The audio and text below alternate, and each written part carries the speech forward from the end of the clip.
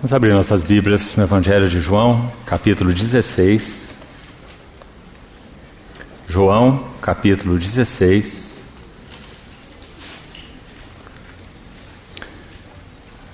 Verso 13.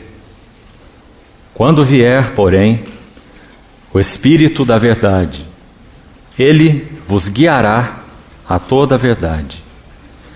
Porque não falará por si mesmo, mas dirá tudo o que tiver ouvido e vos anunciará as coisas que hão de vir.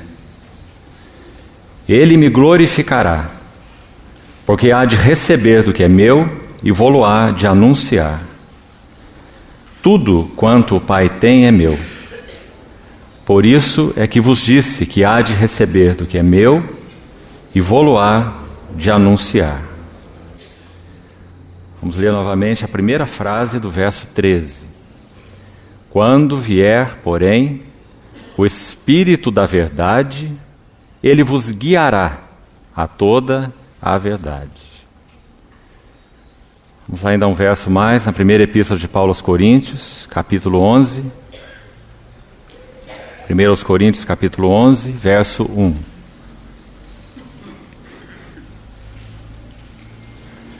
Sede, pois, meus imitadores, como também eu sou de Cristo. Ainda na Epístola aos Filipenses, capítulo 3, verso 17. Filipenses 3, 17. Irmãos, sede imitadores meus, e observai os que andam segundo o modelo que tendes em nós. Finalmente, na Epístola de Paulo aos Gálatas, capítulo 6, verso 17. Gálatas 6, 17. Quanto ao mais, ninguém me moleste, porque eu trago no corpo as marcas de Jesus.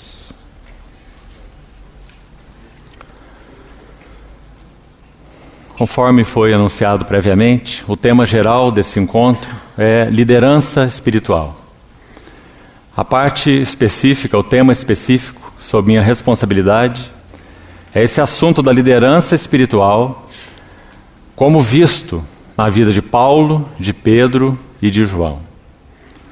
Antes de abordar diretamente esse tema, queridos irmãos e irmãs, penso que existem algumas considerações que penso serem de extrema importância nesse assunto liderança espiritual. Nós vamos buscar fazê-las do modo mais objetivo e didático possível, e que o Senhor nos ajude a considerarmos então aos seus pés esses assuntos.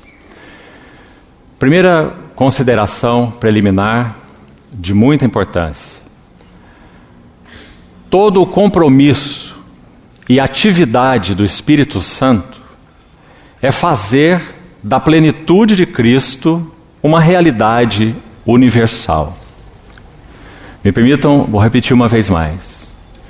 Todo compromisso e atividade do Espírito Santo é fazer da plenitude de Cristo uma realidade universal.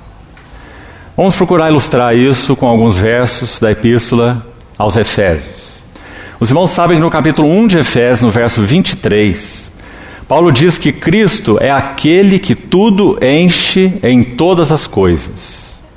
Na mesma epístola, no capítulo 4, verso 10, Paulo diz que Cristo é aquele que subiu acima de todos os céus para encher todas as coisas. Nesses dois versículos nós vemos que, por um lado, o compromisso e o ministério do Espírito Santo é encher todas as coisas com Cristo. Para isso ele foi enviado, essa é a sua missão, esse é o compromisso, essa é a atividade do Espírito Santo. Encher todas as coisas com Cristo.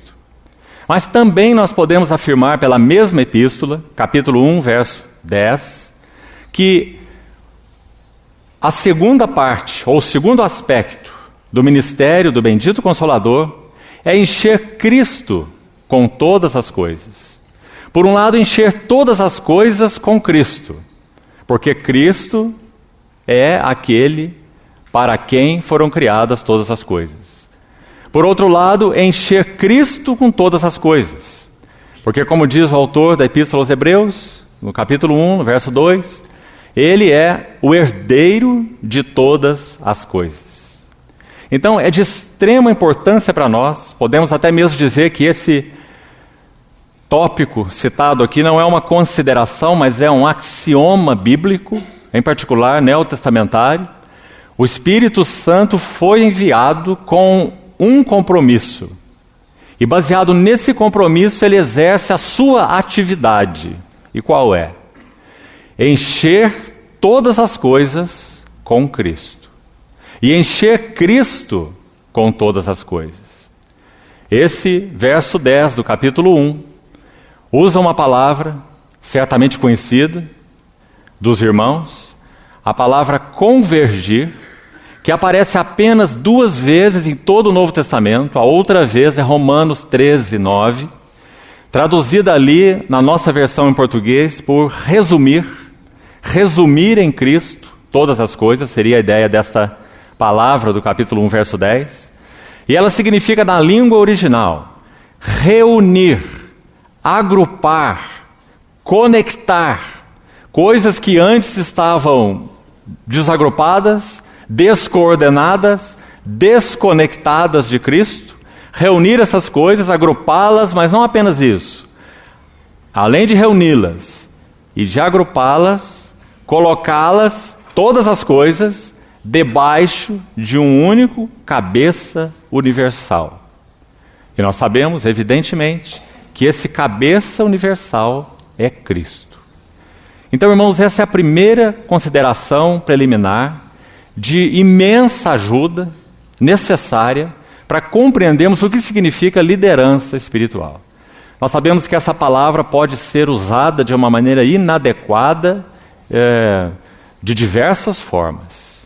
Então, compreendermos que, em termos de liderança espiritual, Cristo está exaltado no trono e enviou a partir dali o seu Espírito Santo para realizar essa obra de reunir, agrupar e colocar todas as coisas debaixo dele, Cristo, como único cabeça, e por outro lado, encher todas as coisas do universo com Cristo, é então de grande importância para nós e regula o nosso entendimento de liderança espiritual.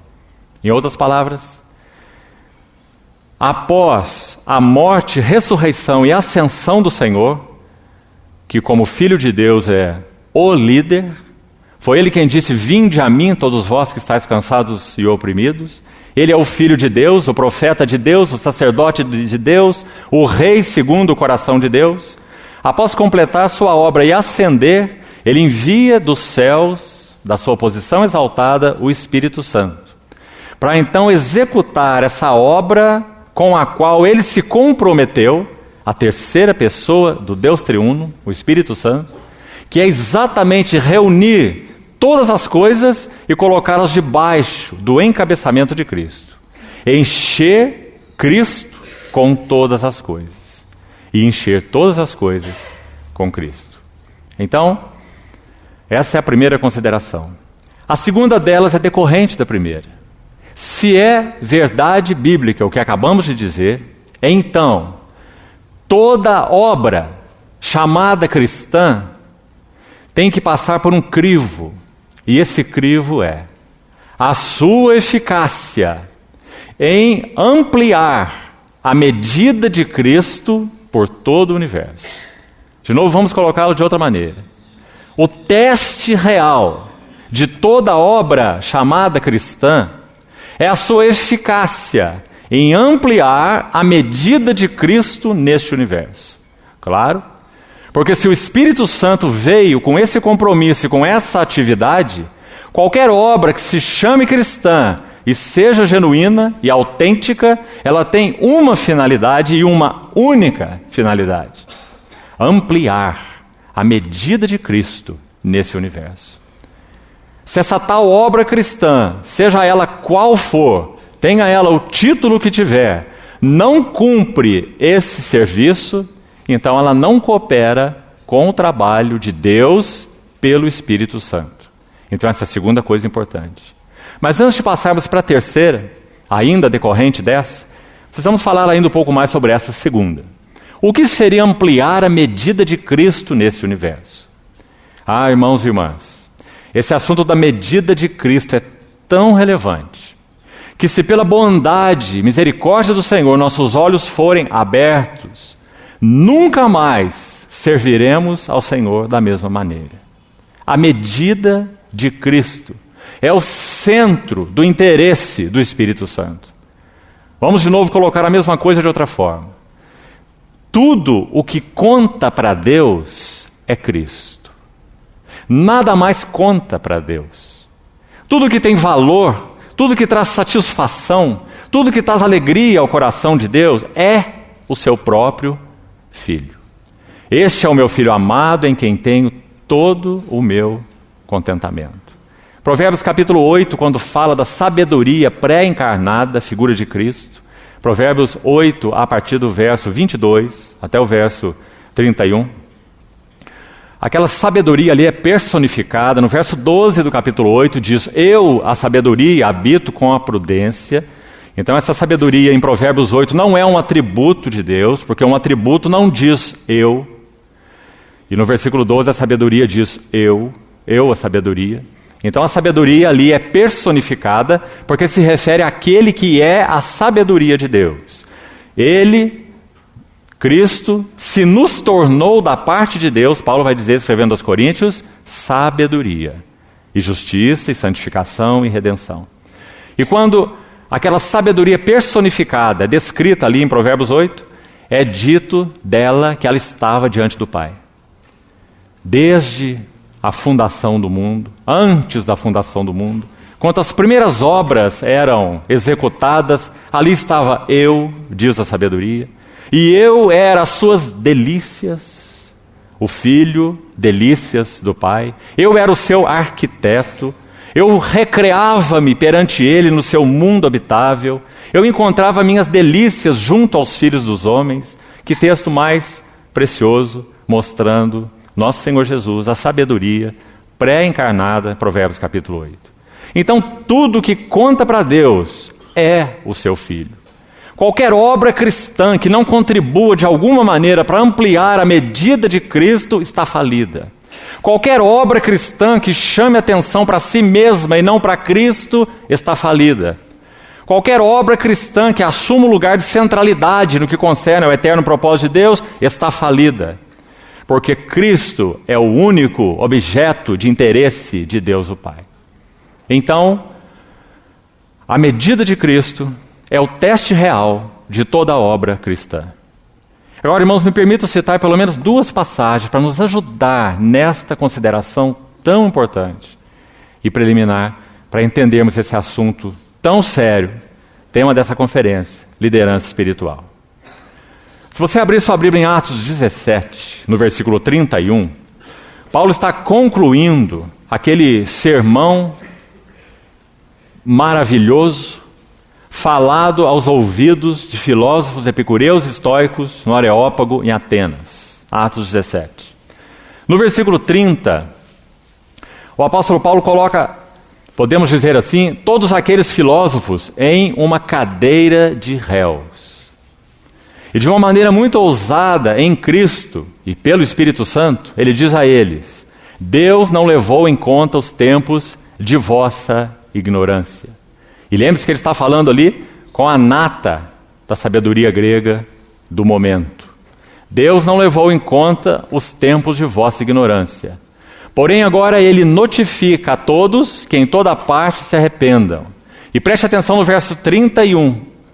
Ele diz assim, concluindo o seu sermão: porquanto Deus estabeleceu um dia em que há de julgar o mundo.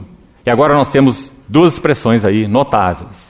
A primeira é em justiça, já que a preposição aí na língua original é exatamente o em, que traduzida para o nosso português, pode ser traduzida como é o caso aí da maioria das versões, talvez aqui. Há de julgar o mundo com justiça, a palavra é em, a preposição em, na língua original, em justiça. Logo na sequência, então, da frase, segue assim, por meio de um varão. E aí nós temos de novo a mesma preposição na língua original, é o em de novo, em um varão, que pode ser traduzida por meio de, como está aí. Por meio de um varão que destinou e acreditou diante de todos, ressuscitando dentre os mortos. Claro que esse varão é o varão aprovado por Deus, nosso Senhor Jesus Cristo. Paulo diz nesse versículo que Deus vai julgar o mundo não apenas em justiça, mas Deus vai julgar o mundo em um varão. O que julgar o mundo em um varão nos diz? Vamos colocar assim, o Senhor Jesus Cristo é a vara ou varão medida de Deus. Irmãos, que importante é compreendermos isso. Por quê? Porque Deus irá colocar, e já está em certo sentido colocando, começando pela sua casa, sua igreja, a hora de começar o juízo. Pela casa de Deus é chegada, diz o apóstolo Pedro na sua epístola. Então Deus irá trazer todas as coisas do universo, e a igreja está incluída no que cabe a ela. Todas as coisas do universo serão trazidas para serem medidas aos pés deste varão, medida de Deus. Podemos dizer que esse Senhor Jesus, o varão aprovado por Deus, o glorioso Cristo, é esse metro de 100 centímetros, esse metro completo de Deus, diante do qual todas as coisas do universo serão medidas. Por isso, a colocação que fizemos, número 2. Toda obra cristã será testada com relação à medida da sua eficácia em ampliar a medida de Cristo nesse universo. Porque Cristo é o varão medida de Deus. Se nós medíssemos todas as coisas como Deus mede, que diferença isso faria para nós? Nós não iríamos buscar a quantidade de psicologia que existe numa pregação cristã, nem de autoajuda. Nós não iríamos testar a obra de Deus pelos seus números e nem pela sua popularidade. Nós não iríamos medir uma reunião da igreja no sentido de que ela nos deu mais ou menos conforto e nossas emoções foram mais ou menos tocadas. Nós iríamos medir todas as coisas, toda a palavra, toda a pregação, toda a obra, toda a reunião, todo o ministério, todos os relacionamentos, pela medida de Cristo. Quanto de Cristo há neste assunto? Essa é a única pergunta que nós deveríamos fazer. Mas como nós somos impressionáveis, e nos impressionamos com o que não deveria nos impressionar. Mas isso não muda o fato de Deus. A única coisa que conta para Deus é quanto de Cristo há em determinada pessoa, em determinado relacionamento, em determinado assunto, palavra, pregação, ministério, obra, reunião, louvores e tudo mais. Um texto ainda para nos ajudar, ainda nessa segunda consideração. Já dissemos, numa outra vez, que aquele quadro que aparece nos primeiros 3 capítulos de Apocalipse, eles são únicos, maravilhosos. Porque no capítulo 1 de Apocalipse, sem entrar em muitos detalhes, pelo menos nesse momento, talvez falemos um pouco mais quando tocarmos no assunto de João, mais no final da semana. No primeiro capítulo de Apocalipse, nós temos um quadro magnífico. Cristo Jesus glorificado, na visão de João. João descreve desde os cabelos, alvos como a neve, até os seus pés como bronze polido. Cada item mostrando algo da glória desse varão medida de Deus. Ele é o varão aprovado por Deus. Ele é o varão baseado no qual Deus mede e medirá todas as coisas do universo. Então João o descreve. Quando nós vamos ao capítulo 2 e 3 de Apocalipse, o que nós temos? 7 assembleias. Por quê? Porque a hora de começar o juízo pela casa de Deus é chegada. Ora, se há de vir por nós, que será daqueles que não obedecem o Evangelho? Então, no capítulo 1, nós temos Jesus Cristo, na visão de João, em sua glória, ascenso. No capítulo 2 e capítulo 3, 7 assembleias. E sabe, irmãos, tente fazer um quadro na sua mente. O que temos ali é uma assembleia após outra em uma fila indiana. E elas vão se apresentando diante daquele que é o varão medida de Deus. Então a primeira assembleia que se apresenta é Éfeso. Quando Éfeso se apresenta aos pés do Senhor, esse varão medida, ele vai então medi-la. E ele mede de modo tão justo. Ele diz: eu te louvo, porque em ti há labor, porque em ti há perseverança, porque em ti há discernimento espiritual. Provaste falsos apóstolos e os achaste mentirosos. Mas tenho contra ti que abandonaste o teu melhor amor, a primazia de teu amor. O Senhor está medindo uma a uma daquelas assembleias de acordo com o seu próprio caráter. Ele não busca naquelas assembleias nada mais do que ele próprio é para elas. Tudo quanto o Pai tem é meu. Por isso eu vos disse que ele, o Consolador, há de receber do que é meu e vou-lo há de anunciar. Se a assembleia em Éfeso falhava no amor, não é porque seu Senhor não era amor, mas porque ela não soube permanecer no seu amor. Tudo que o Senhor busca em cada uma das assembleias dele é aquilo que ele próprio é. Ele não pode buscar o que ele não é. As assembleias não são luz, essencialmente falando. As assembleias são candeeiros. Cristo é a luz. Então o que ele busca nos seus candeeiros? A si próprio. Porque ele é a luz. Então em Éfeso ele busca amor. Ele reivindica amor. Ele faz essa demanda, porque ele é amor. Em Esmirna ele busca fidelidade. Ser fiel até a morte e dar-te-ei a coroa da vida. Por que ele busca fidelidade na Assembleia de Esmirna? Porque ele é a fiel testemunha. Ele não busca nada em Esmirna que ele não seja para Esmirna. Compreendeu isso, irmão? Quando ele se revela a Pérgamo, a próxima Assembleia, ele se revela como aquele que tem na boca uma espada afiada de 2 gumes. Por quê? Livro de Hebreus, capítulo 4, verso 12, diz que essa espada é para separar, é para dividir alma de espírito, juntas e medulas, o que é carnal do que é espiritual, o que é terreno do que é celestial. E Pérgamo era uma assembleia misturada. O que faltava em Pérgamo era separação, ou santidade. Por que o Senhor busca santidade em Pérgamo? Porque Ele é o santo de Deus. E assim nós vamos por todas elas. Quando ele escreve a Sardes, o que ele está buscando em Sardes? Tens nome de que vives, mas estás morto. Ele é a ressurreição e a vida. A vida estava nele, a vida é a luz dos homens. Então ele não busca nada em Sardes que ele próprio não seja para Sardes.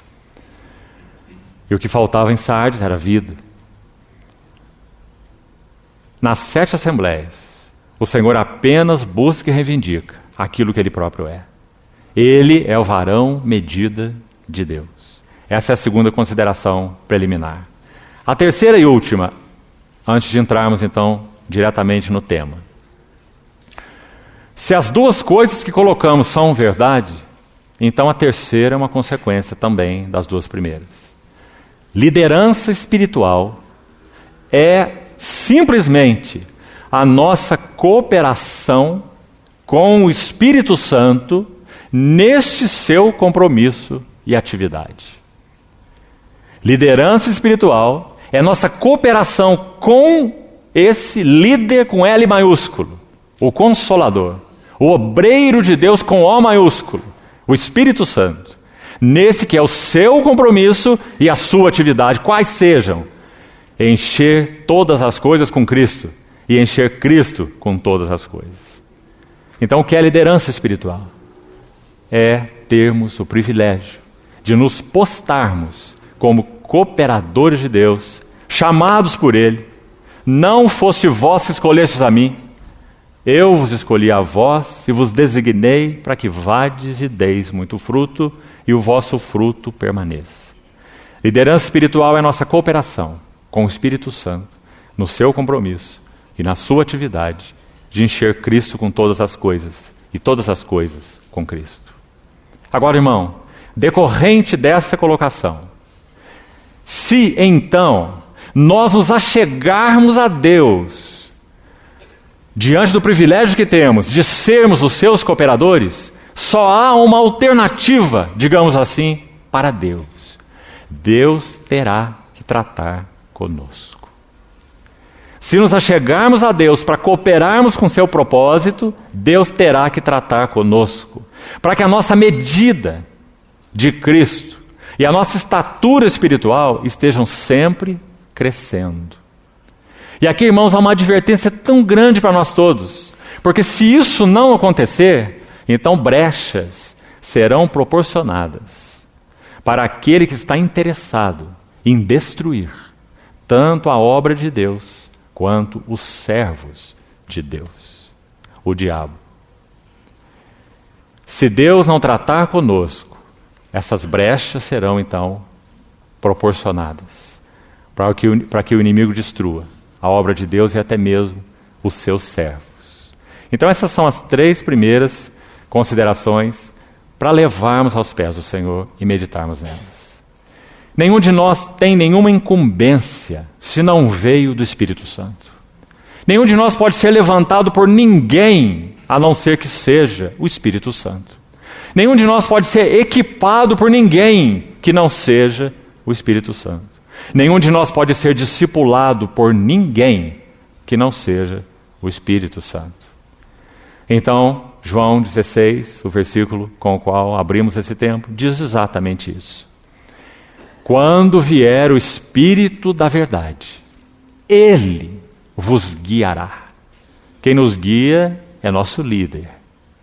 Ele vos guiará a toda a verdade. E por que Ele tem essa capacidade?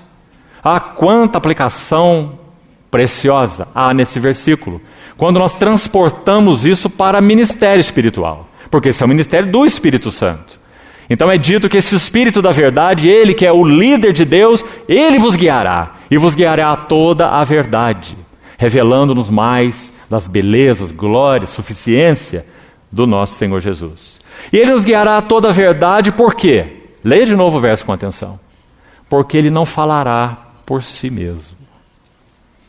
Percebeu essa nota aí, irmão? Quanto ela é exortativa para nós? Se o nosso ministério confere com o ministério do Espírito Santo, se é o próprio ministério do Espírito Santo que tem encontrado vasos adequados, por sua graça, vasos que Ele mesmo tem forjado, então esses vasos não podem, não devem falar por si mesmos. Quão exortativa é essa colocação para nós? Não somos pregadores de ideias, de interpretações bíblicas, de doutrinas particulares. Não falará por si mesmo. Nós não devemos achar isso ou achar aquilo. Nós não fomos chamados para pregar a nós mesmos, experiências, testemunhos. Não pregamos a nós mesmos, mas a Cristo Jesus como Senhor e a nós mesmos como vossos servos, por amor de Jesus. Paulo escreveu assim aos Coríntios, 2 Coríntios capítulo 4. Então o Espírito Santo guiaria os que pertencem ao Senhor, como ele disse, aos seus, nesse discurso de João 16. A toda a verdade, porque ele não falaria por si mesmo, mas ele diria tudo o que ele tivesse ouvido. E aí temos um outro elemento importantíssimo nesse versículo. Como nosso querido irmão nos lembrava ontem à noite, se o que chamamos de ministério ao Senhor e à sua casa se baseia em ocasiões em que somos visíveis, então nós somos fracassados. Oséias capítulo 14, verso 5, um lindo verso, mostrando como se cresce na casa de Deus. E como nós podemos, pela graça do Senhor, nos tornar mais e mais responsivos à forma e aos limites como Ele quer nos usar. Aquele verso tão lindo e tão gráfico, o Senhor diz assim a Israel, pela boca de Oséias, Oséias 14, 5. Eu serei para Israel como orvalho. Deus, a fonte da vida. Sem o orvalho, nada de vida na terra. Eu serei para Israel como orvalho. Agora, o que Israel será para o Senhor? Veja o que ele diz. E ele crescerá como lírio, e lançará suas raízes como o cedro do Líbano. Essa é uma planta que não existe nos catálogos botânicos. Da terra para cima, ela tem a aparência de um lírio. Da terra para baixo, grossas raízes do cedro. Da terra para cima, uma vida de fé simples e despretensiosa, lírio. Mas da terra para baixo, grossas raízes do cedro. Você sabe que, segundo os estudiosos, esse cedro pode alcançar até 100, 120 metros de raízes. Ninguém derruba um cedro. Mas quando se olha esse cedro da terra para cima, um lírio, frágil, que fenece. Como nosso querido irmão Stephen Kong disse certa vez, a vida espiritual e o serviço espiritual são naturalmente sobrenaturais. Sobrenaturalmente naturais. Então, queridos irmãos, se nós não temos tido para com o Senhor esses ouvidos, João 16:13, então nós não temos serviço nenhum a oferecermos, nem a Ele e nem a sua casa. Quando o sacerdote foi ungido, Levítico capítulo 8, o primeiro lugar onde aquela unção, aquele óleo era aplicado, era nos seus ouvidos. A partir daí, na sua orelha direita. A partir daí, aplicado no polegar da sua mão direita e, posteriormente, em seguida, no polegar do seu pé direito. O que isso nos fala? Não podemos nos envolver, colocar nossa mão em nada que o Senhor não esteja envolvido. Não podemos nos envolver com nada que nós não tenhamos ouvido da parte do Senhor. E da mesma maneira com relação aos pés. Não podemos caminhar com nada nem com ninguém que de alguma forma não nos tenha sido conduzido e aprovado pelo Senhor da obra. Ouvidos, mãos e pés. Então, tendo colocado essas três coisas, vamos buscar hoje, iniciar, e amanhã, se o Senhor permitir, concluiremos a primeira parte relativa a Paulo. Se nós entendemos o que é liderança espiritual, então todas as vezes que usarmos esse termo, evidências de liderança espiritual, guarde o seu ouvido. Porque nós não estamos colocando Paulo em nenhuma plataforma. Ele mesmo nunca se colocou em nenhuma plataforma. Ele diz, nós temos sido considerados até agora como um lixo do mundo e uma escória de todos. Vós sois ricos, nós somos pobres. Vós chegastes a reinar. Paulo escreve de maneira até mesmo irônica aos coríntios, tão soberbos, e entendendo errado o significado da obra de Deus. Então, quando falamos sobre liderança espiritual, nós estamos falando sobre cooperação com o Espírito Santo. Podemos mudar a palavra se quisermos, liderança espiritual para cooperação com o Espírito Santo. Porque Ele é o líder na obra de Deus. Nós temos 3 textos inicialmente. 2 deles dizem quase a mesma coisa. 1 Coríntios 11:1 e Filipenses 3:17, que já lemos. Paulo exorta tanto os coríntios quanto os filipenses a que sejam seus imitadores. E escrevendo aos filipenses, ele usa a palavra modelo. Na língua original é tipos. Essa palavra tipos fala literalmente de um molde. Os mais antigos aqui talvez se lembrem da chamada tipografia. Nome que os mais novos não vão conhecer. Tipografia é um nome antigo para gráfica, onde havia aqueles caracteres que moldavam então as letras para se imprimir aqueles periódicos. A tipografia.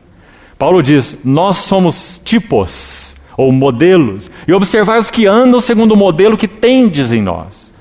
Tão claro, simples, seguro e ousado era esse servo do Senhor. Esse mordomo fiel e prudente na casa de Deus, a quanto o Senhor forjou esse vaso tão inadequado, Saulo de Tarso, um furioso perseguidor da igreja, ignorante dos desígnios de Deus, eu que noutro tempo era um blasfemo, insolente e perseguidor da igreja, são palavras dele, a Timóteo. Mas ele diz assim, mas aprove a Deus por sua misericórdia, me chamar, para que eu me tornasse modelo de tantos quantos hão de crer nele para a vida eterna. Então a palavra modelo, tipos. Que ousadia de Paulo. Ele sabia o quanto o Senhor tinha trabalhado e estava trabalhando em seu coração, forjando e forjando, por meio de aflições, por meio de irmãos, por meio de falsos irmãos, no meio de patrícios, no meio de bárbaros, em naufrágios, em vigílias, segundo a Epístola aos Coríntios, forjando um vaso, para que fosse como que um tipo, ou um molde, para que outros pudessem então ser abençoados e servidos. Então esses são os dois versos, Coríntios 11:1, Filipenses 3:17. O texto que lemos de Gálatas 6:17, quando ele conclui sua epístola aos Gálatas, ele diz: ninguém me moleste, porque eu trago no corpo as marcas. A palavra marcas aí é estigma, também usada no nosso português. Eu trago no meu corpo o estigma, as marcas do Senhor Jesus. E sem dúvida ele está se referindo às marcas da cruz. Irmãos, das 13 epístolas que Paulo escreve, 2 delas são, podemos dizer, autobiográficas. Nenhuma das outras 11 tem essa característica. E elas são 2 aos Coríntios e Filipenses. Paulo gerou em Cristo as 2 assembleias. A Assembleia dos Filipenses tinha uma relação muito particular com Paulo, de amor, inclusive, e cuidado. Os irmãos sabem que quando ele estava preso, naquela prisão registrada em Atos 28, eles enviaram pelas mãos de Epafrodito um donativo a Paulo. E aquele donativo foi pelas mãos de Epafrodito e uma carta voltou para os filipenses. Se eles soubessem disso, eu acho que eles tinham dado uns 10 donativos para receberem as 10 cartas. Porque essa carta aos filipenses é tão maravilhosa. E, na verdade, um dos motivos centrais dessa carta é a gratidão daquele embaixador em cadeias que estava agradecendo os filipenses, porque se ocuparam, se associaram com ele nas suas tribulações. Você se lembra que ele conclui sua epístola assim, em Filipenses 4:10 em diante. Alegrei-me sobremaneira no Senhor, porque renovastes uma vez mais a meu favor o vosso cuidado, o qual já tinhais antes, mas vos faltava oportunidade. Digo isso não por causa da pobreza, aquele lindo texto, né? Paulo está agradecendo os filipenses, se expondo muito de sua vida e de seu ministério na epístola aos Filipenses. Mais ainda ele faz na segunda epístola aos Coríntios. Em Filipenses nós temos 4 capítulos, em 2 aos Coríntios nós temos 13 capítulos. Então muitos estudiosos chamam a epístola de Paulo, 2 aos Coríntios, de a autobiografia de Paulo. E é nela, com a ajuda do Senhor, que nós vamos nos basear hoje e amanhã. E vamos buscar extrair algumas evidências da vida de Paulo, como esse cooperador, esse mordomo fiel e prudente na casa de Deus, esse vaso que o Senhor forjou de uma maneira tão maravilhosa, tão profunda, tão única, para que ele pudesse usar essas palavras. Observai os que andam, segundo o modelo que tendes em nós. Aos Filipenses mesmo, no capítulo 4, ele escreve assim: o que vistes, o que ouvistes, o que aprendestes de mim, isso praticai, e o Deus da paz será convosco. Que ousadia, irmão, desse que sabia os caminhos que ele tinha percorrido em Cristo Jesus, o caminho da cruz. Então, nós selecionamos essa epístola, 2 de Paulo aos Coríntios, particularmente por esse motivo. Essa é, das 2 únicas, das 13 epístolas, essas 2 únicas, Coríntios e Filipenses, são epístolas em que Paulo expõe sua vida e seu ministério, e particularmente 2 aos Coríntios. Agora, quando contrastamos 1 aos Coríntios com 2 aos Coríntios, o que nós temos? 2 epístolas para a mesma assembleia. Por que nós escolhemos 2 aos Coríntios? Na primeira epístola aos Coríntios, nós temos carnalidade. Na segunda epístola aos Coríntios, nós temos espiritualidade. Na primeira epístola aos Coríntios, nós temos divisões. Na segunda epístola aos Coríntios, nós temos harmonia. Na primeira aos Coríntios, nós temos a falta da cruz na vida dos coríntios. Em 2 aos Coríntios, nós temos o resultado do trabalho da cruz na vida do apóstolo Paulo. Então elas são tão contrastantes, embora escritas para a mesma Assembleia. Vamos acompanhar então, desde o capítulo 1, alguns versículos. Abra, por favor, segunda Epístola de Paulo aos Coríntios. E nós vamos então, iniciando hoje, esse aspecto relacionado a Paulo. Nós vamos selecionar algumas frases e colocações dele, que sem dúvida, queridos irmãos e irmãs, são de muita ajuda para nós compreendermos o que significa ministério cristão. Como dissemos, em outras palavras, o que significa liderança espiritual. O que significa o Senhor, por sua graça, nos chamar. O que significa o Senhor, por sua graça, nos equipar. O que significa o Senhor abrir nossos olhos para entendermos o que significa o caminho da cruz e andar nele. Não apenas cantar a cruz, pregar a cruz, falar de cruz, mas andar no caminho da cruz. Quando Paulo escreve, ainda, um parêntese rápido aqui. Quando Paulo escreve 1 aos Coríntios, logo nos 3 primeiros capítulos, nós vemos a falta de cruz na Assembleia dos Coríntios. Eu fui informado que há divisões entre vós. Eu me refiro a grupos partidários, que dizem, esse é meu obreiro preferido, aquele outro é meu obreiro preferido. Paulo, Apolo, Cefas. No capítulo 3, ciúmes, contendas entre vós. E então, a falta de cruz na Assembleia dos Coríntios é evidenciada. Mas no capítulo 4, Paulo fala assim, eu vos enviei Timóteo para que vos dê a conhecer os meus caminhos em Cristo Jesus. Quais eram os caminhos de Paulo em Cristo Jesus? Caminho da cruz. Por isso o Senhor forjou esse vaso, Saulo de Tarso, tornando um mordomo fiel e prudente na sua casa. Então, segunda Epístola aos Coríntios, vamos começar pelo capítulo 1, versos 8 e 9. Capítulo 1, versos 8 e 9.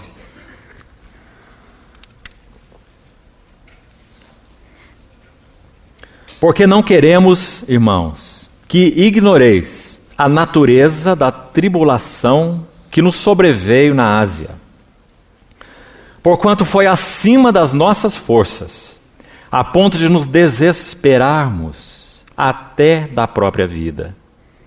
Contudo, já em nós mesmos tivemos a sentença de morte. Aqui gostaria que os irmãos sublinhassem essa expressão.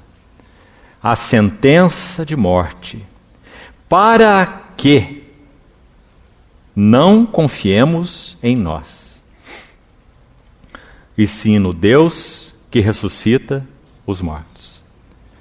Que maneira interessante de começar uma epístola sobre ministério, você não acha? Tanta coisa positiva para se dizer, né? Paulo começa a epístola sobre o ministério cristão dizendo que a primeira marca de um ministério cristão é sentença de morte. Agora, vamos buscar parafrasear Paulo para entender o que ele quis dizer com isso. Então, se você estudar bem esse texto, você vai, sem dúvida, chegar à conclusão, de uma maneira ou de outra, que o que Paulo quis dizer é o seguinte. Depois ele dizer no verso 8, da natureza da tribulação que nos sobreveio na Ásia, foi uma tribulação tal que foi acima de nossas forças, a ponto de nos deixarmos desesperados, até da própria vida. Então aqui, parafrasearíamos Paulo assim, verso 9. Contudo, Deus está decidido a tratar comigo. Que bom. Agora esse versículo, acho que assume talvez uma clareza maior para nós. O que ele chamou de sentença de morte? Deus estava decidido a tratar com Paulo. E nós sabemos para quê. Porque ele nos disse nesse versículo para quê. Para que não confiemos em nós. Primeiro item abordado por Paulo nessa carta de serviço, podemos assim chamar, onde vemos o valor, o peso desse servo de Deus, desse vaso de Deus, e o sentido de liderança espiritual expresso na vida dele, como já falamos. Primeira marca, Paulo recebeu do Senhor uma sentença de morte. Ele a recebeu. Isso significa, Paulo compreendeu que Deus tomou uma decisão, e a decisão de Deus foi, eu vou tratar com Paulo. Eu vou mudar Paulo de vasilha em vasilha. Eu vou transformá-lo de glória em glória, para que ele possa ser um tipos, um modelo. Eu vou forjá-lo para que ele possa ser expressão clara de meus pensamentos, de minha vontade, de meus caminhos. Claro que Paulo não era perfeito. Não julgo havê-lo alcançado ou obtido a perfeição. Escreveu aos Filipenses, sua outra carta autobiográfica. Mas uma coisa faço, deixando para trás as coisas que para trás ficam, avançando para as que diante de mim estão. Então a primeira marca desse serviço de Paulo e da liderança espiritual em Paulo, ele recebeu do Senhor uma sentença de morte, por causa da autoconfiança. Então aqui, irmãos, nós temos uma lição importante e drástica para todos nós. O primeiro elemento que vai nos inutilizar em respondermos aquilo que o Senhor nos tem chamado para cooperarmos, chamando então isso de liderança espiritual, o primeiro elemento que será problema para nós é a nossa autoconfiança. Deus estava decidido a dar golpes na autoconfiança de Paulo, para que não confiemos em nós, mas no Deus que ressuscita os mortos. Vamos de novo para Filipenses, sua outra epístola. No capítulo 3, verso 3. Você se lembra o que ele diz lá? Nós é que somos a verdadeira circuncisão. Porque aos romanos ele tinha dito, a verdadeira circuncisão não é da carne, não é na letra, mas é do espírito e é no coração. Romanos capítulo 2. Então agora aos Filipenses ele vai dizer a mesma coisa de outra forma. Filipenses 3:3. Nós é que somos a verdadeira circuncisão. E aí há 3 marcas. Veja quais são. Nós que adoramos a Deus no Espírito. Nos gloriamos em Cristo Jesus. Toda a nossa glória está fora de nós. Não nos gloriamos no que somos, não nos gloriamos no que temos, porque afinal de contas o que somos e o que temos? Paulo exorta os coríntios dizendo, o que vocês têm que não tenham recebido? E se receberam, por que se vangloriam? 1 Coríntios capítulo 4. Então ele diz a mesma coisa aos Filipenses. Nós que somos uma verdadeira circuncisão. Nós que adoramos a Deus no Espírito, nos gloriamos em Cristo Jesus. Agora veja essa outra marca. Digamos assim, negativa, entre aspas. Não confiamos na carne. 3 marcas de uma verdadeira circuncisão. Se o Espírito Santo tem circuncidado nossos corações, se o trabalho da cruz tem sido real nas nossas vidas, louvado seja o Senhor, essas marcas se seguirão. Nós seremos verdadeiros adoradores, que adoram o Pai em espírito e em verdade. Essa é a primeira marca da verdadeira circuncisão. Segundo, nós nos gloriaremos só em Cristo Jesus. Irmão, esse foi um dos segredos da vida do ministério de Paulo. Por que Paulo pôde viver e ministrar como viveu e ministrou? Escute bem. Ele descobriu que os seus valores, que os seus tesouros, que as suas riquezas estavam fora dele próprio. Estavam em outro. Mas ele descobriu uma segunda coisa. Ele também estava nesse outro. Lá estavam guardados todos os seus tesouros, e lá estava guardado ele próprio, em Cristo Jesus. Então, quando ele passava por aflições, não tinha problema. Como ele escreveu aos Filipenses, quando ele tinha pobreza, não tinha problemas. Ele não iria murmurar. Aprendi a viver na pobreza. Meus valores, minha riqueza está fora de mim. Quando ele recebia louvores, ele também não tinha problema. Eu sei ser honrado. Nenhum homem sabe ser honrado. Todo homem é provado pelos louvores que ele recebe. Mas pelo trabalho da cruz, na vida de Paulo, ele pôde dizer, eu sei ser honrado. Sem me ensoberbecer. Porque os valores de Paulo não estavam em Paulo. Os valores de Paulo estavam em Cristo. Creio que você conhece a chamada Carta às Igrejas Novas, de J.B. Phillips. Uma versão dele, um erudito que era, a respeito das epístolas do Novo Testamento. Carta às Igrejas Novas. Quando ele parafraseia este texto de Filipenses 4, de 10 a 13, ele diz assim, traduzindo Paulo de uma maneira livre, ele diz assim, eu aprendi que os meus recursos em Cristo são inesgotáveis. e o meu descanso nele é imperturbável. Que maravilha! Por quê? Porque Deus decidiu tratar com Paulo. Já em nós mesmos tivemos a sentença de morte, para que não confiemos em nós, mas no Deus que ressuscita os mortos. Os irmãos sabem, pelo capítulo 3 de Filipenses, se lerem a sequência de versos onde nós estávamos, Filipenses 3:3, se você ler até o verso 10, nessa sequência, você vai ver que havia muita coisa para Paulo se gloriar aí. Por isso ele já começou o parágrafo dizendo: nos gloriamos em Cristo Jesus e adoramos Deus no Espírito. Porque ele vai dizer: se alguém acha que pode se gloriar, eu ainda mais. Circuncidado ao 8º dia, da linhagem de Benjamim, hebreu de hebreus, quanto à lei fariseu, e a relação que você conhece.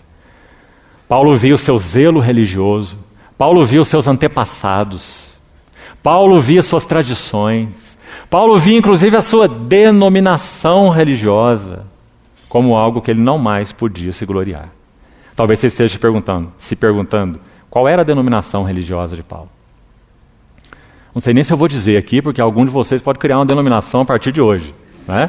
Mas esse texto de Filipenses 3 nos diz qual era a denominação religiosa de Paulo. Se você quiser pertencer à denominação de Paulo, então ele era da tribo de Benjamim. E quando ele olhava essa denominação eclesiástica, ele podia dizer assim: tudo considerei como um lixo inútil, por causa da sublimidade do conhecimento de Cristo Jesus, o meu Senhor. E tudo isso por quê, irmãos? Deus estava decidido a tratar com Paulo. Benditas mãos. Nosso grande problema é que quando nós somos tratados pelo Senhor, nós vemos aquela adaga afiada de 2 gumes. Você pode imaginar, quase 40 centímetros de comprimento, mais ou menos isso, a faca que o sacerdote usava para destrinchar aquele sacrifício. Mas nós pouco vemos qual é a mão que segura aquela faca. Perito cirurgião, espada afiada de 2 gumes. Graças a Deus que em Cristo Jesus Ele também decidiu tratar conosco. Mas, amados irmãos, cada um de nós tem que responder a Ele com sua responsabilidade. Apresenteis vossos corpos. Esse é o pano de fundo de Hebreus 4:12. Como um sacrifício vivo, santo e agradável, para que o sumo sacerdote fiel use a sua faca afiada de 2 gumes. Recebemos a sentença de morte, para que não confiemos em nós. Nós podíamos aplicar isso de tantas formas, irmãos. Vamos pensar no ministério da palavra. Quantos aqui, inclusive jovens irmãos, têm cooperado com o Senhor de uma forma ou de outra no serviço da palavra, no ministério da palavra? Então vamos pensar sobre ele. Quão tendentes e tentados nós somos em confiar no depósito que o Senhor nos tem dado. Quando confiamos no depósito prévio que o Senhor tem feito em nossos corações, nós arruinamos a obra de Deus. Porque a não ser que o Espírito Santo vivifique uma vez mais, fale uma vez mais, naquilo que Ele já depositou, esse serviço é inútil. Letra que mata, letra morta. Quão tendentes somos em confiar nesse depósito. Já lemos os livros todos, já temos ido a conferências há tantos anos, já nos sentimos preparados. Contudo, em nós mesmos tivemos a sentença de morte, para que não confiemos em nós mesmos. Como vamos buscar ajudar irmãos, quantas frases preparadas, baseadas na nossa experiência, não é assim? Experiência inútil, se o Espírito Santo não vivificar, não nos socorrer, não nos usar uma vez mais, não decidir falar uma vez mais. Autoconfiança, um dos maiores inimigos no serviço ao Senhor. O segundo deles, logo à frente no versículo 12, veja o que Paulo diz, uma segunda evidência então dessa liderança espiritual na vida de Paulo. Verso 12. Porque a nossa glória é essa. Isso que ele vai dizer é tão importante que ele usou essas palavras. Nossa glória é essa. Não é uma coisa pequena o que ele vai dizer. Então precisamos ouvi-lo. O testemunho da nossa consciência, de que com santidade e sinceridade de Deus, não com sabedoria humana, mas na graça divina, temos vivido no mundo. Graça significa provisão. Temos vivido no mundo na graça divina e mais especialmente para convosco. Então aqui, segunda marca, evidência dessa liderança espiritual em Paulo, o testemunho de sua consciência. E aqui, irmãos, é claro, falando a todos nós, mas quem sabe em particular nesse assunto aos mais jovens. Paulo, o velho, escreveu para Timóteo, o jovem. Vamos abrir, por favor, nossas Bíblias nessa carta. Seria interessante não só citarmos, mas lermos, por causa da importância. 1 Timóteo, abra, por favor, sua Bíblia. Escute bem o que ele disse para Timóteo no capítulo 1, verso 19. 1 Timóteo 1, 19.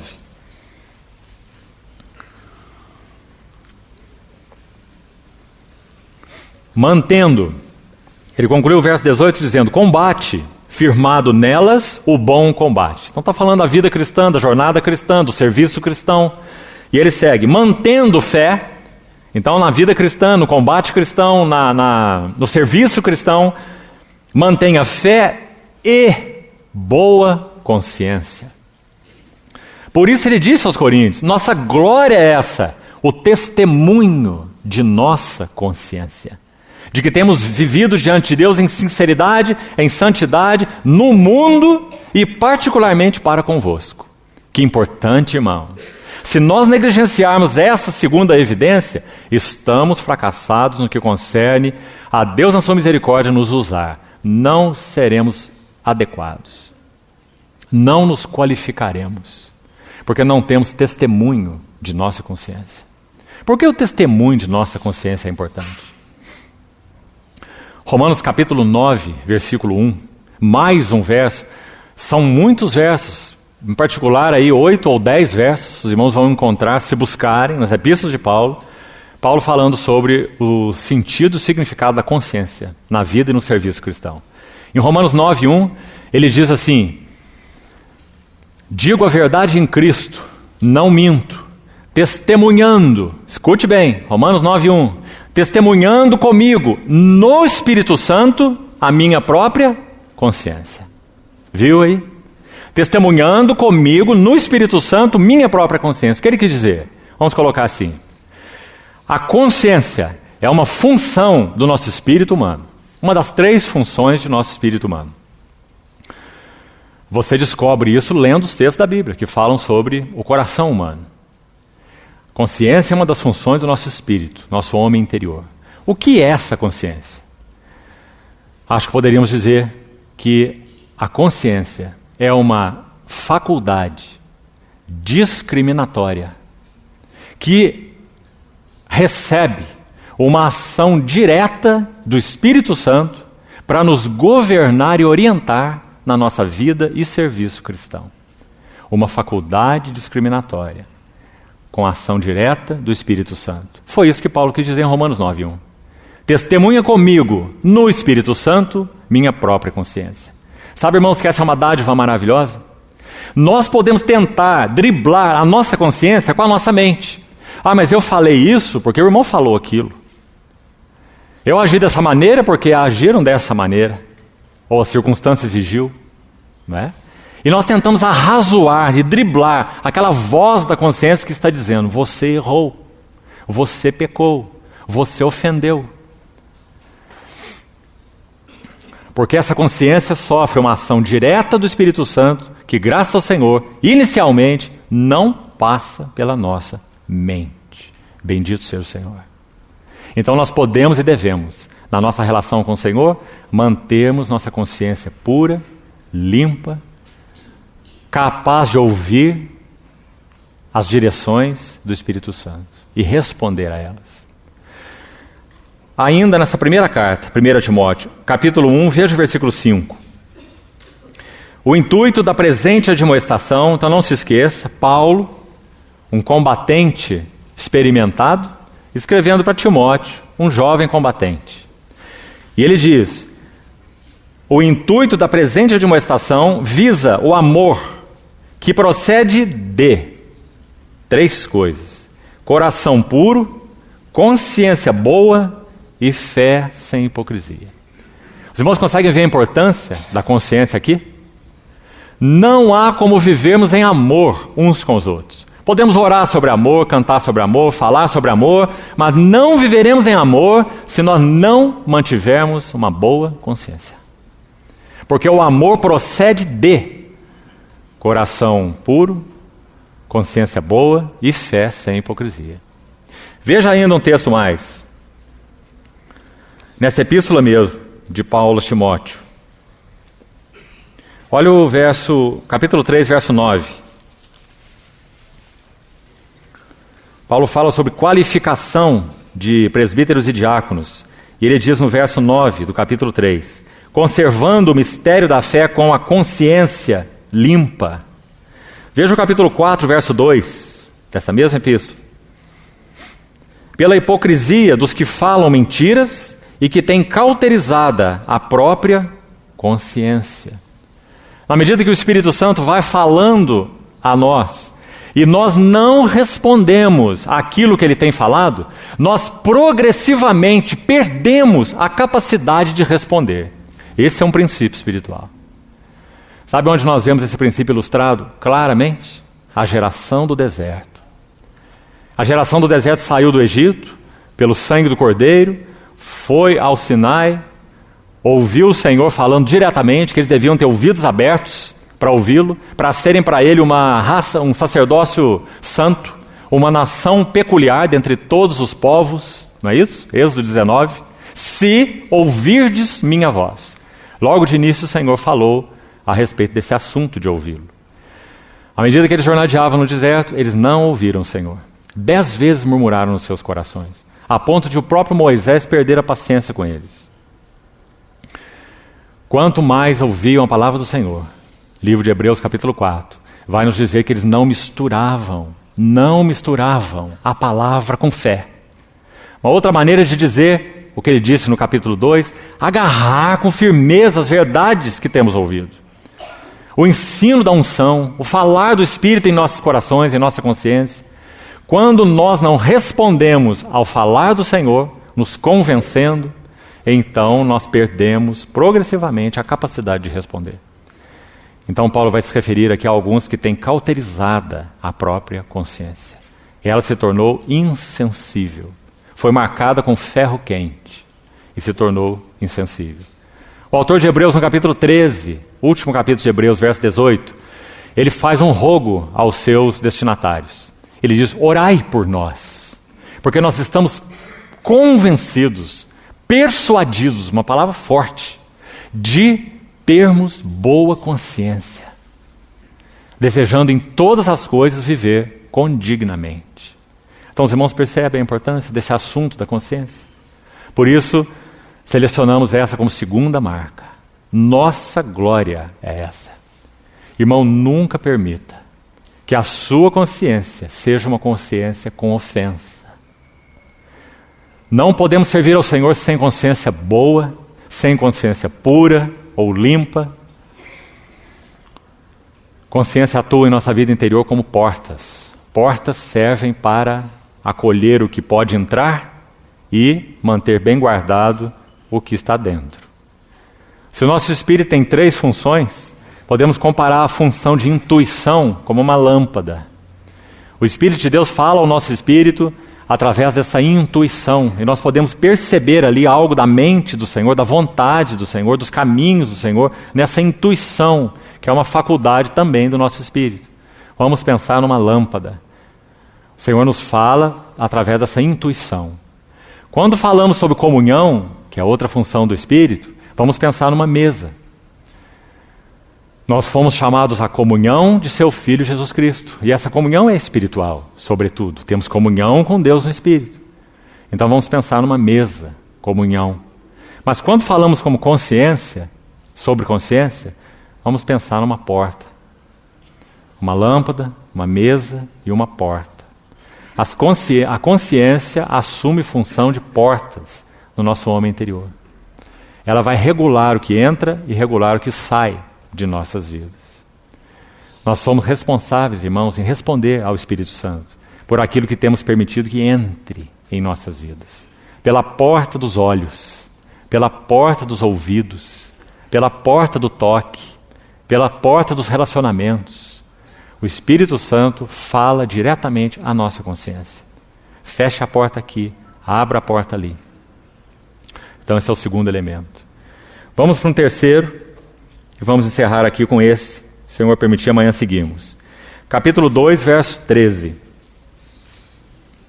Mais um elemento, uma evidência dessa liderança espiritual em Paulo.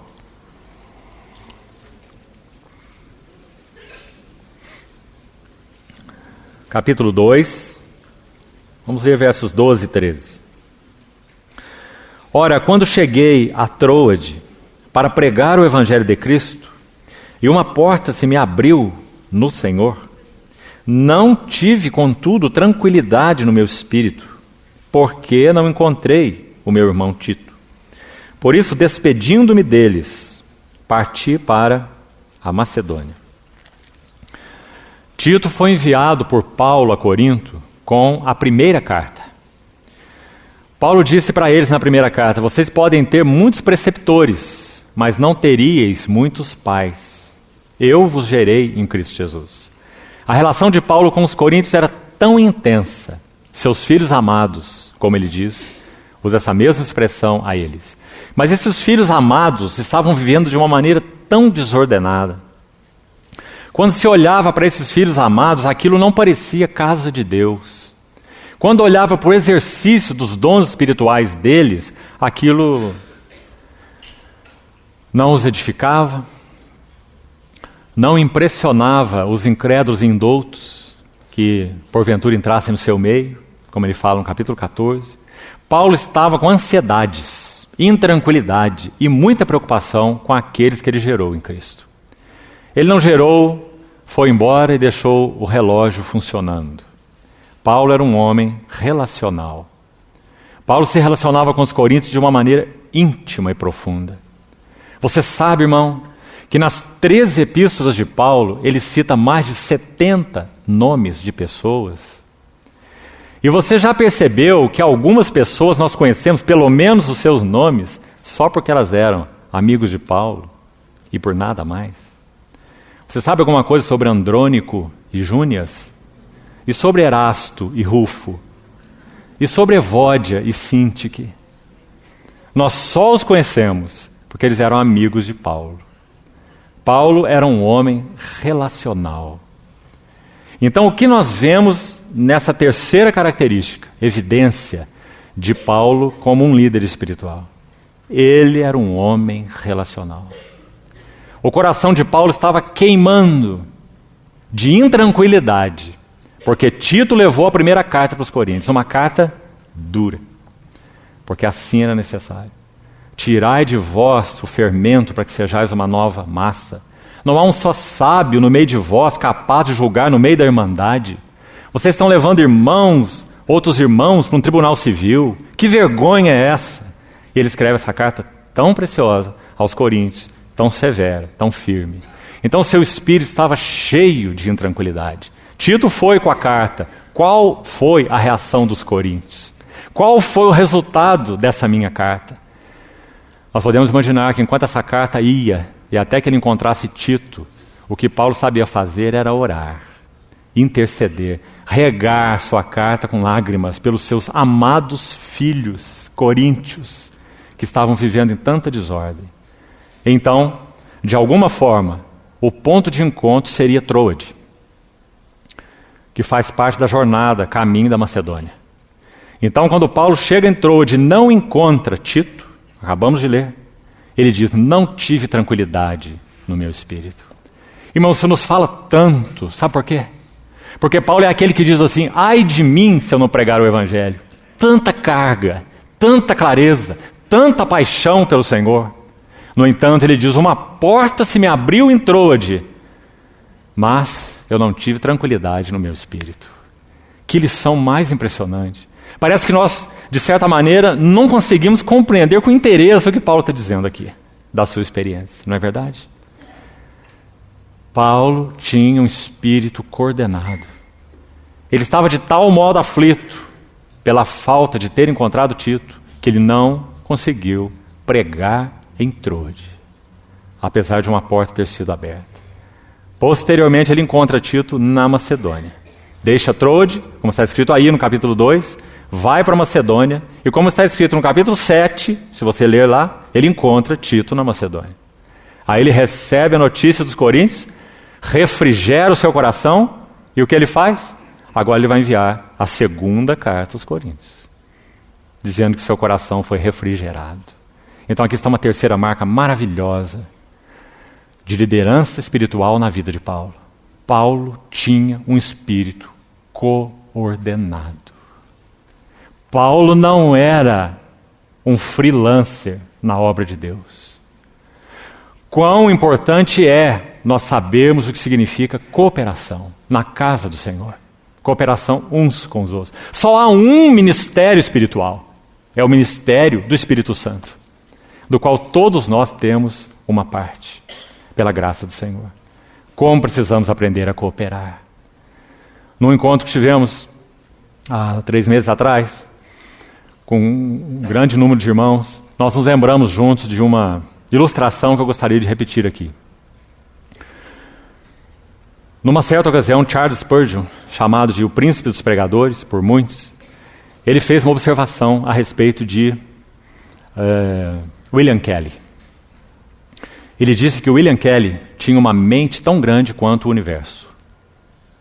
Uma afirmação altamente positiva. William Kelly é um gênio e é um homem de Deus. Essa foi a observação de Spurgeon. Daí a algum tempo, Spurgeon disse assim: a mente de William Kelly está se estreitando, porque ele está seguindo os ensinamentos de John Nelson Darby. Houve um tempo na relação de William Kelly com John Nelson Darby em que eles se separaram, por algumas interpretações de Darby que Kelly não concordava. Mas sabe o que William Kelly fez? Ele reuniu boa parte dos escritos de John Nelson Darby para distribuí-los para o povo de Deus. Isso mostra quão grande era o seu coração. O quanto ele sabia que, apesar de não poder aqui ou ali concordar com John Nelson Darby era um vaso de Deus para a casa de Deus.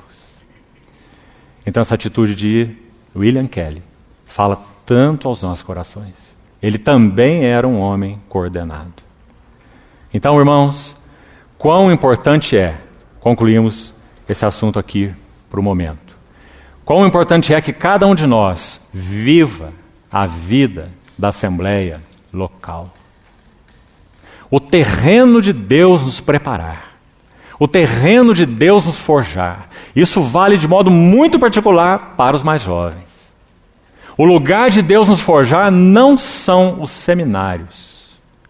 O lugar de Deus nos forjar é numa relação íntima, não descartável, séria, compromissada com irmãos em uma assembleia local.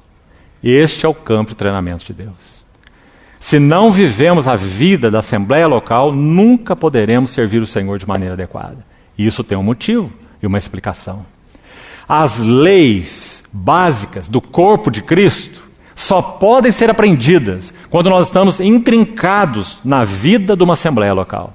Quais são as leis básicas do corpo de Cristo? Vamos citar algumas delas. E você examine depois por você mesmo, não temos tempo agora para isso. Dependência mútua. Só aprendemos isso na vida da assembleia local. Mútua dependência. Segundo, cooperação. Acabamos de colocar. Cooperação. Terceiro, coordenação. Em se tratando de profetas, falem 2 ou 3, os outros julguem. Percebe? Coordenação. Submissão mútua. Só aprendemos essas lições vivendo a vida prática de uma assembleia local. Espiritualidade. O que é espiritual, o que não é espiritual. Só poderemos discernir vivendo a vida da assembleia local. Porque a assembleia local tem um privilégio. Cada assembleia local, como foi designado pelo Senhor, ela deve responder ao Senhor, conhecendo pelo Espírito Santo a mente e a vontade do Senhor, para que então eles possam avançar, possam caminhar, e aquela assembleia seja uma assembleia viva, respondendo ao cabeça que é Cristo, pelo Espírito Santo. E então essas lições vão sendo ministradas através uns dos outros nos nossos relacionamentos. As leis básicas do corpo de Cristo só podem ser aprendidas na vida de uma assembleia local. Paulo vivia a realidade dessa nota. Quando ele foi chamado pelo Senhor, separado pelo Espírito Santo, lá estava Paulo na Assembleia de Antioquia, servindo com mais 4 profetas e mestres, 5 ao todo, e jejuando e servindo eles ao Senhor, disse o Espírito Santo. Então que o Senhor nos ajude a compreender também essa terceira marca, tão prática, e que sobretudo então o Senhor encontre lugar para aplicá-las no nosso coração. Como nosso irmão, ao fazer a abertura ontem, nos lembrava, se isso não acontecer desse fim de semana, perdemos uma semana. Queremos expor a palavra do Senhor de tal forma que Ele aplique sua palavra aos nossos corações. A revele e a aplique, para que nós sejamos mudados. E que então esse ministério maravilhoso do Espírito Santo, com o qual Ele tem compromisso, lembre-se, e baseado no qual Ele exerce toda a sua atividade, encher todas as coisas com Cristo, e encher Cristo com todas as coisas, seja realidade em nossas vidas, irmãos. Vamos orar e concluímos por hoje.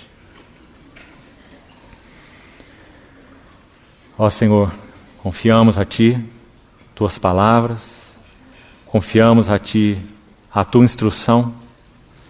Pedimos ao Senhor que aborde os nossos corações onde nós estamos e nos leve a mais naquilo que Tu tens no Teu coração. Gratos nós somos, Senhor. Em nome de Jesus. Amém.